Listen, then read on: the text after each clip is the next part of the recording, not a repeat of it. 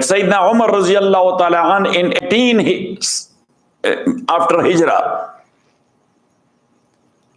the people of Elia, that's an area, big area, they requested him if he can come and visit them. So he went to Jabia. And there Amr ibn al-As asked him if he will allow him to go towards Egypt.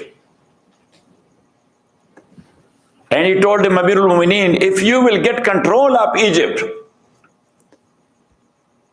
therefrom we will get strong soldiers, political support, and economical support as well, because that's agricultural area, because of Nile.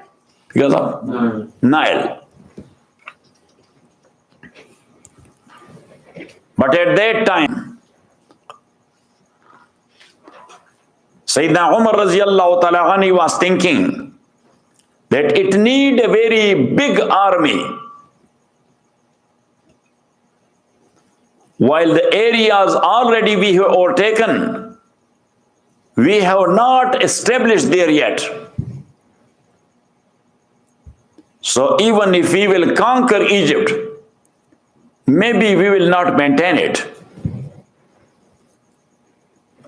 But Sayyidina Amr ibn al-As radiallahu ta'ala anh, he was aware of that area. In the time of Jahiliyyah, he used to go on business trip to Egypt a lot. So he was insisting. And he was thinking other way around. That Amirul Mu'mineen, you are thinking of Syria and Palestine that we have conquered, but we are not established yet. And if we will go towards Egypt, maybe we will lose those conquered areas. He said this is not the case. The case is that the day we will conquer Misr, we will get established there in Syria and Palestine. Especially from south side. And if the Misr or Egypt remains in the hands of Romans, so that is a constant danger and threat for Muslims. So he convinced Amirul Mu'mineen and he said, just go ahead. And he gave him an army of 4,000 soldiers.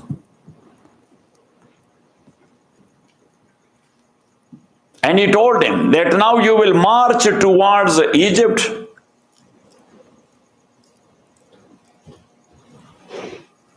But I will send you a letter.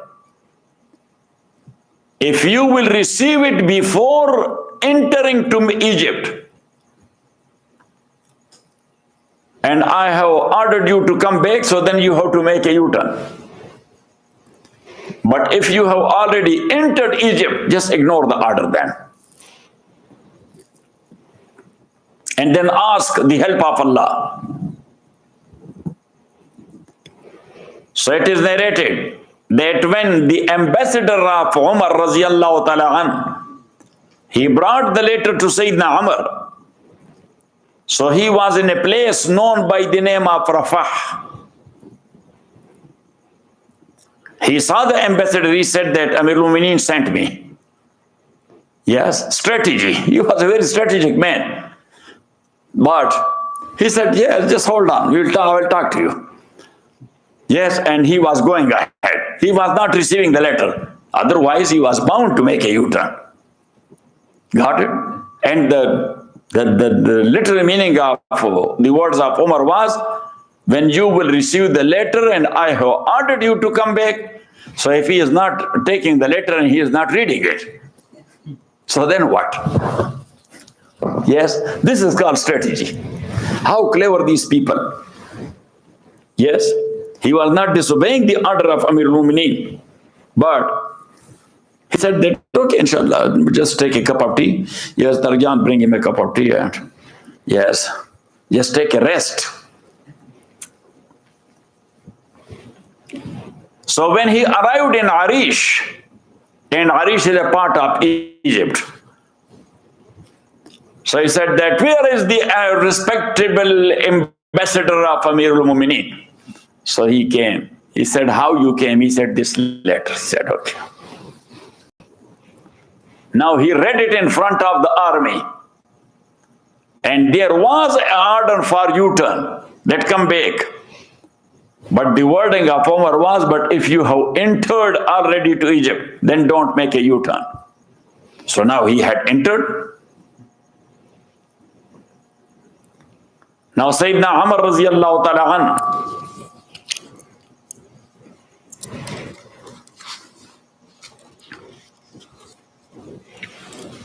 he was going in the sand of Sena to Arish.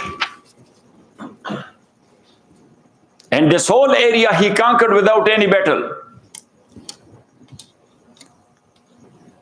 Because on that way there were no such like fortresses which was able to stop them. Nor any big defense was there from Roman side. And from Arish, he had taken that route which upon Ibrahim alayhi salatu wasalam, he was gone along with Ismail. And that was a commonly known route. Sayyidina Yusuf was using that. And when the king of Faris, his name was Kambiz, when he was coming to conquer Egypt, he used the same route. Alexander the Great, when he was going towards Hindustan and India, he had used this route as well.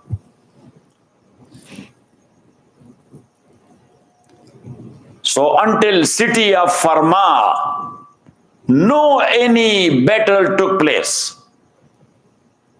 And Farma is considered a key to Egypt. There is a seaport. And Nile is also arriving there. There were Christians worship places and fortresses also. When the Persian conquered this area, so they had destroyed a few worship places and also some surrounding walls of the city. But the Roman, when they got it back, they repaired it. So here the Muslims, they besieged the city for 1 month. But in the month of Muharram, which was 19th year after Hijrah, and that was January 640, the Muslims conquered it. The historians have mentioned, and that is mention worthy, that the Coptics in this battle, they helped the Muslims. Sayyidina Amr ibn al-As radiallahu ta'ala arrived in Balbis, a city, through another city, Majdal.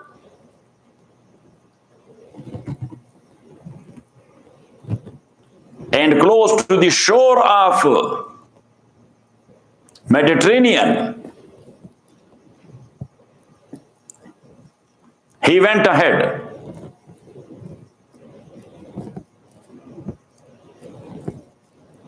Sayyidina Umar radiallahu ta'ala, he found Artabun there in Balbis.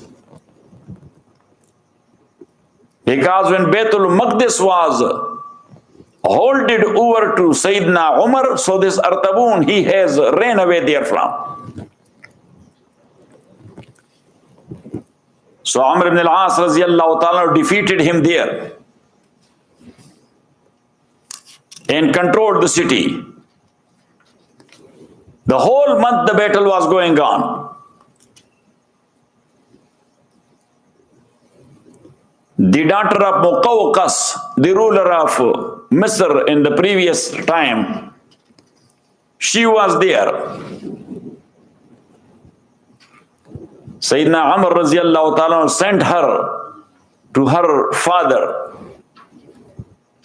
So that's why the Coptics, they were very happy with Sayyidina Umar radiallahu ta'ala.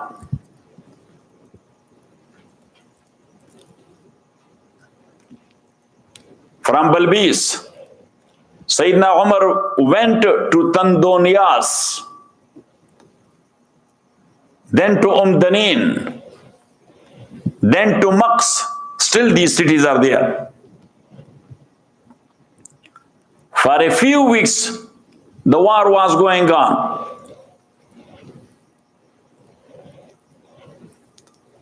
Hazrat Amr ibn al-As radiyallahu ta'ala, he asked for more help from Amir al-Mu'mineen.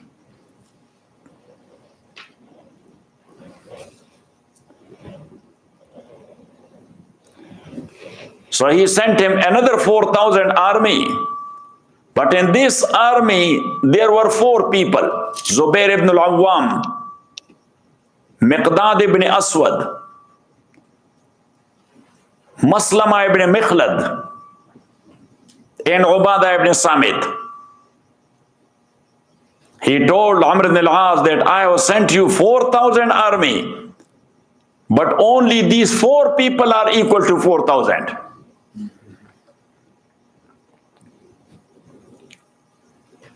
So up to Ain Shams, Sayyidina Amr ibn al-As radiallahu ta'ala came to receive them. Theodore, the king, the general, he also marched ahead towards Amr ibn al-As radiallahu ta'ala with 20,000 army. Sayyidina Amr, he put a platoon to the east of Abbasiyya on Jabal Ahmar, Red Mountain.